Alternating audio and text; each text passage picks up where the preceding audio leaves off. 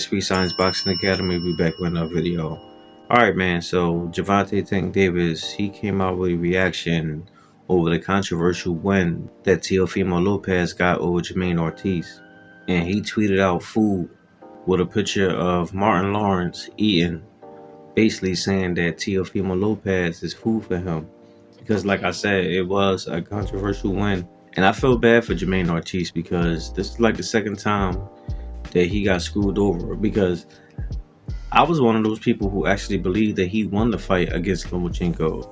Yeah, Lomachenko came on later on in the fights, but he's been doing that a lot lately. But I believe that because Jamaine Ortiz is not a major headliner, that's the reason why they doing him like that against people like Loma and Teo. Because I had Jamaine up on the scorecards.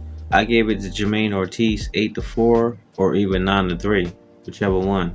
But I just thought that Jamaine Ortiz won the majority of the rounds because he was boxing in circles around Teo. And when he switched up on southpaw, it was like Teofimo Lopez, he didn't know what to do. And when Teo backed up on the ropes trying to bait Jamaine Ortiz in, Jamaine Ortiz obliged, but he was catching up with them combinations. So Tank looking at all this like, if you let that dude do that to you, then imagine what I'm going to do to you. And given the performance of this fight, I believe him. I think if Teo fought Tank the way he fought Jamaine Ortiz, then he's going to get knocked out by Tank. Because Tank is a way better boxer than Jamaine Ortiz. No disrespect to him, but Tank got way better skills. He's more experienced, got way more power, and I believe he's more athletic. Although they both athletic, but I think Tank just got a little bit more bunny hops in the ring than Jamaine Ortiz do. Now, it's one thing I can say about Teofimo Lopez, and I mentioned this before, is that he's like Salvador Sanchez in the sense that he only get up when there's big names. So he's not going to be at his best if you're not a big name.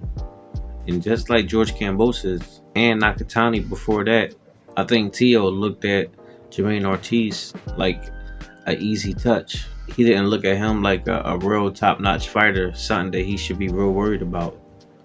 So he didn't take him that seriously.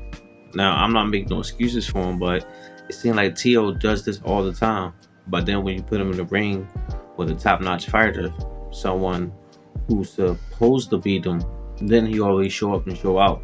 So I'm not just going to say that because of this performance, that is a sure win for Tank if he fight Teo. But I will say, if he fight Tank and he fight him the way he fought Jamaine, then yeah, he will get knocked out. And now with all this backlash that Tank is getting and the hate because it seems like he's scared to fight Devin Haney, then I believe he's going to do stuff like this as far as taking a Teofimo Lopez fight. He already about to move up to 147 reportedly, taking on Conor Ben. And if he just so happen to do that and win, I can see him coming back down to 140 and taking on Teofimo Lopez. Because if he did that and he knocked Teofimo Lopez out, then he'll be a two-time super lightweight champion. That way he can say that he accomplished more than Devin Haney, since Devin Haney is doing all this stuff now. And as far as his accomplishments, they're way better than Tank. So Tank will use that to get a notch over him. So I think this is the plan what Tank going to do. I think he's going to use this performance with Teo as a way to get that fight and try to get his belt at 140. So we just going to have to wait and see.